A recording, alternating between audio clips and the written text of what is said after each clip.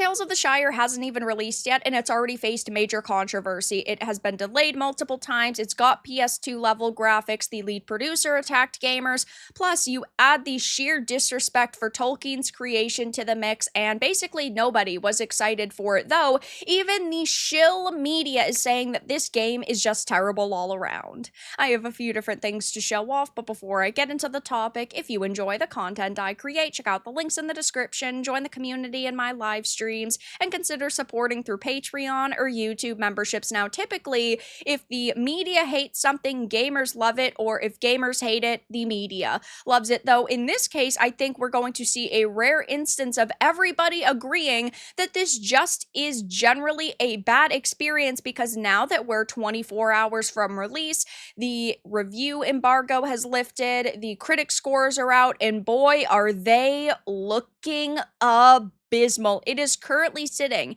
at a 57 meta score on Metacritic, where 8% of the reviews, or just one of them, are positive, 77% or 10 of them are mixed, and 15% or 2 of them are negative. So I don't think that this is going to be a massive success for Weta Workshop. Basically, nobody that played this thoroughly enjoyed it. Even the positive score is only a 75. They're saying that it is a buggy, it is broken, it is boring, and it just doesn't seem like these developers put a lot of effort into it. And that's why I was really shocked that they ended up delaying it previously, because usually when developers delay something, especially by several months, you'd think that they would really be working to make it the best product possible. But even with the graphics alone and with the trailers we had seen, it didn't seem like this was going to have a lot going for it, and there wasn't that much they could fix. So I figured,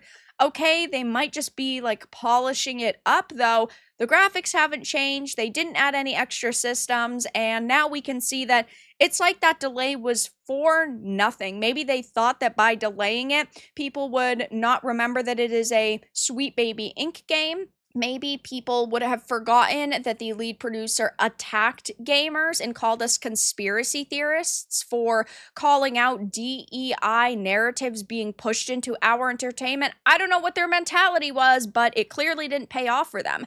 So again, I don't necessarily trust critics, but at the same time, if they're saying it's this bad, I can't even imagine what gamers are going to say. So Gry Online is the only outlet that gave it a positive, and even that positive's only a 75. I don't think it's worth starting Tales of the Shire for the plot alone or to take off another item from the Lord of the Rings universe, but it's worth experiencing for its well-constructed atmosphere. It's a great cozy game that makes good use of its source material, even though it completely disrespects its source material. And then you get into the mixed and the negatives. Boy, oh boy, did they just make a trash experience all around. Tales of the Shire does many things right, but there are also fundamental things that it just doesn't quite get right, and that affects the game more than you might think. But if you're looking for a cozy life sim to play over the summer, or if you just have to own everything with Lord of the Rings name on it, then take a look at Tales of the Shire, but be prepared for the fact that life as a hobbit isn't quite as inviting as you might think. I was really hoping that there were going to be in-depth cooking systems and building systems, and there was going to be such a vast amount of space to build different little structures, and there were going to be tons of mini games and fishing, and I'm willing to look past some technical difficulties if a game just has so much going for it, and it really is ambitious and well thought out, and it's just cute and cozy and fun. But as time has gone on, yeah, my interest in this really has waned, which sucks because I love Lord of the Rings so much. But when you're not going to put a lot of effort into something, you're not going to gain my total and complete support. Great cooking and foraging systems, but not a lot else to keep you busy. Oof. By itself, Tales of the Shire, a Lord of the Rings game, is fine. The aesthetic is accurate, and the emphasis on cooking makes it feel very different from many other games of this type. However, the game feels like it is lacking in other areas that are seen as genre staples, making the game feel rather light. At first glance, Tales of the Shire offers a cute, cozy adventure that perfects its fishing and cooking, but fails to succeed in any other area synonymous with the genre. This is just so sad to me that they put the least amount of effort in as possible. Hey, maybe if they didn't put all of their money towards DEI companies like Sweet Baby Inc., they could have put more money into hiring talented developers, and then their game would have just had a larger budget so that they could have actually fleshed out some of the other systems that they had in this game. But instead, they went for SBI, and oh boy, are they getting wrecked for it. Online, I've made several videos on it. People were talking about how disappointed they were with Weta, and even on the posts about the IGN scores, people are saying, you know, we didn't really expect much better.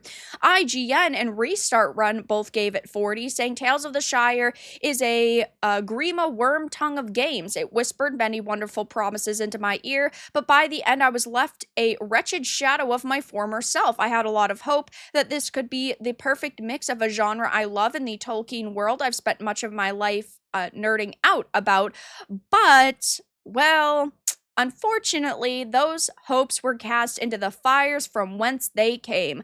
With life sim mechanics that are as shallow as they come, terrible technical performance, and almost nothing original to say, Tales of the Shire disappoints every step of the way. Reset Run also said, Bywater looks like the kind of hobbit town I'd want to live in. Its rolling hills are gorgeous in all seasons, with well thought out sightlines letting you see far into the distance at the settlements variety. The full lush plant life and the chirping birds are nice, with scattered structures assenting rather than disrupting the natural landscape. But it doesn't feel like the Shire as we know it from the Lord of the Rings books and films, seeming more like a pale imitation rather than a faithful recreation. And IGN, of course, over on their post is being roasted for not giving it a 7, but lots of people were saying that sucks, looked like it had some promise. Imagine that, another half-baked game, and they wonder why people aren't buying new games. It just sucks to see that they didn't put any effort into it, and why the hell did they even delay it at that point? Tales of the Shire disappoints every step of the way. There's hints of a better game to be found in its slightly more robust cooking mechanics, as well as the occasionally amusing writing and dialogue that proves this setting was indeed ripe for a life sim if executed better. So I definitely say do not pre-order this. Don't get too excited for it. I know a lot of people weren't anyway, just with the way that the producer had acted and also with the random PC specs that we heard about a couple of weeks ago, which were surprisingly high for a life sim game. But yeah, I mean, unfortunately, you know, whenever Sweet Baby Inc. touches a game, it typically turns to trash, and while this one might have had some potential, the scores are abysmal for this Tolkien disrespecting Shire title. But that's all that I really had to discuss in this video. Let everyone know your thoughts in the comments below. If you enjoyed this, give it a like, and if you didn't, give it a dislike. I appreciate your support either way, but I'll talk to you all again in the next video really soon.